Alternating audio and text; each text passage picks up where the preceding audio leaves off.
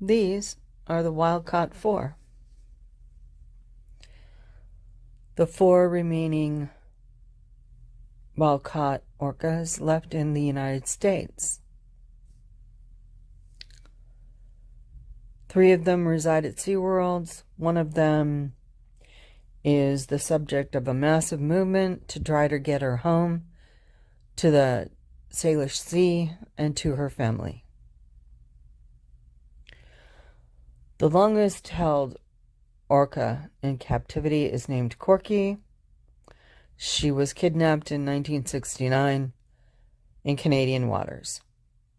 She is at SeaWorld San Diego. Then we have Lolita.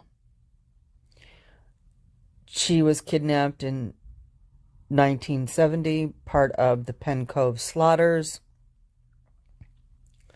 She's been living for 52 years in a disgusting teacup in Miami.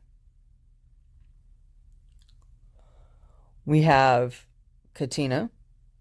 She was captured and kidnapped in Icelandic waters in 1978.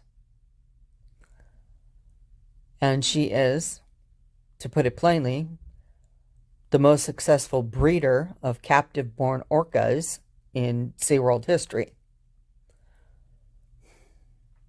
In fact, most captive-born orcas can place their bloodlines back to Katina and our beloved Tilikum. Katina is the great-grandmother to Keat. Then we have Ulysses.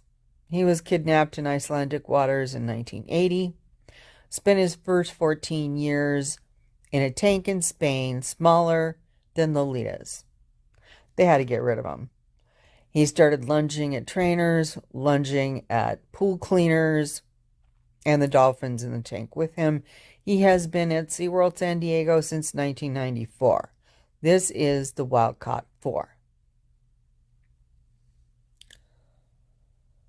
This movement to get Lolita home, free, back in the Salish Sea, it has a chance to work. There is possibilities. Nothing can be known for sure until the new owners, who claim this is a new day, they want transparency, get an orca vet, outside orca vet, in there to assess her health. Personally, I'd like to see a team of orca vets in there. Until that report comes out, there is no way to know the possibilities for Lolita. Say she was given a clean bill of health to travel, and for whatever reason, SeaWorld Orlando doesn't want her. And believe me, if it can further promote their propaganda and lies, they will want her. But say for whatever reason, they can't. And she is allowed to go home. Here is a photo of her mouth that hasn't been touched up. Look at her teeth. They have to be flushed daily. They are drilled out, broken, or pulled out. Period. I don't even want to discuss it anymore. And I have never been lucky enough. Most of the time when I'm at the Dine with Tank hanging out with these orcas, I don't have my cell phone on. I don't have my camera on. And when Corky has opened up her mouth for me, I've never gotten a picture of it. But I have seen the inside of Corky's mouth. It's a mess. It's not as bad as Lolita, but it's close. Okay? All four of the Wild Caught 4 have a lot in common, especially Lolita and Corky. They both have bad eyesight. They both have bad teeth. They have been in captivity the longest. Neither one of them have been able to be mothers. So I've been thinking, I mean, if we're going to go for this thing, if there is a real possibility of it, we might as well go big.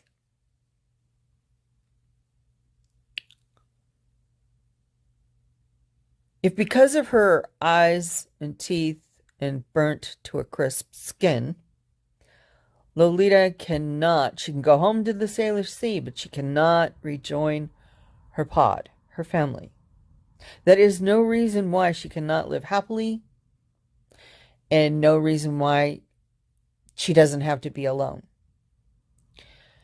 I heard about this plan to build a hospital research place, I don't know, between the U.S. and Canadian waters. Okay? Say they enlarged it, turned it into a sanctuary, a real sanctuary.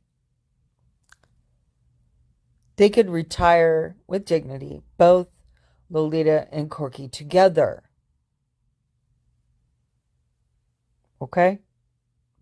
Now, when the super pods happen, J pod, K pod, L pod, get together, they have a common tongue besides their own family dialects. Trust me.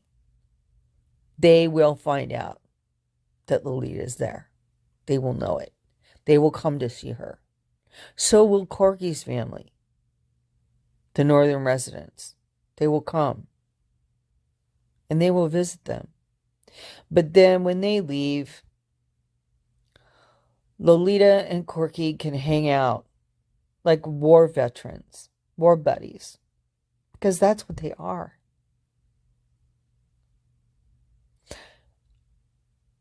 Right along with Katina and Ulysses. There could be a sanctuary built for them in the Icelandic waters where they were captured. Maybe their families could come and see them. I'm sure they would. And when they left, Ulysses and Katina could have each other for company. Now, this wouldn't be cheap. It would be very expensive to build and to maintain. But as long as they, here in the United States, got rid of the naval exercises and NOAA Fisheries had nothing to do with this, that's something I could get behind. There are a couple of things that I can tell you that I've never told you before. First of all, I've seen plenty of them. They've opened up their mouths when they've come to visit me and hang with me. Every one of them have had their teeth pulled in the front, top and bottom. Only SeaWorld knows for sure why. But, you know, they're so honest and forthcoming, I'm sure all we need to do is ask. Personally, I think it's because they think the orcas can't hurt them with their front teeth, you know, pulled out. And the other thing is that the top emotion felt to me is the loneliness. When I was a kid and I would go and see them from into my teenage years, starting as a child, I would hear clicks and whistles all day long. Because these babies that were kidnapped, they were SR and NR orcas, that's it. And so they knew, they had the collective common tongue, they had the affinity. It's dead silent in those pools now. They only click and whistle on cue for food. It's sad. They're lonely. The only outside one-off that I ever saw was the day that Corky brought Makani and Shika to the platform 30 minutes before showtime. to click and whistle. And the one that was so excited, the most excited, was the captive-born little boy orca, Makani. He kept making eye contact and trying to make eye contact with me. He doesn't even know what an ocean is. He doesn't know how to feed himself, but he knows that there's something better out there. And in the end, as you can see, Corky had to nudge Makani off the platform because in the end, when it was over, he still wanted to click and whistle. He was so excited. Now, maybe he doesn't know, but the Wild Caught 4 do. They know. They know what it is to be free, to be orca, to swim alongside their pod, their family,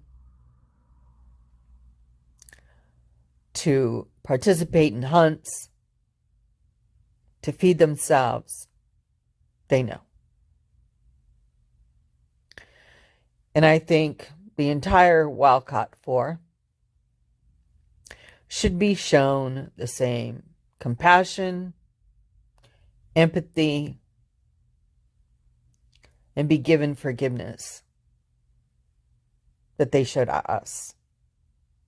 They've done their time on SeaWorld Drive and in Miami. They've done their time. We should show them every respect and give them a modicum of what they give us in return. SeaWorld thinks they're so powerful and they think they're so smart. But the truly powerful and smart are the orcas. They have a capacity for empathy and forgiveness and compassion on a level that we cannot comprehend. They could have these trainers for breakfast every single day, but they don't. Because they're better than us. They are better than us. They prove it every day. Poor Tillicum, he just snapped. But orcas, they're not out to kill us. Not like we've killed them. They're not out to lie to us like they've been lied about. And this, these lies that they don't do orca shows. This is orca encounter. This is orca education, research and conservation. It pisses me off, and it pisses me off that other marine parks are taking their cue from them once again, like they always have. And the Wild Caught 4, man, if there's even a shot that we can get Lolita home, we should get the other 3 that make up the Wild Caught 4. Get them home. Give them company, too, to alleviate their loneliness. It's the least we can do. This is for the Wild Caught 4.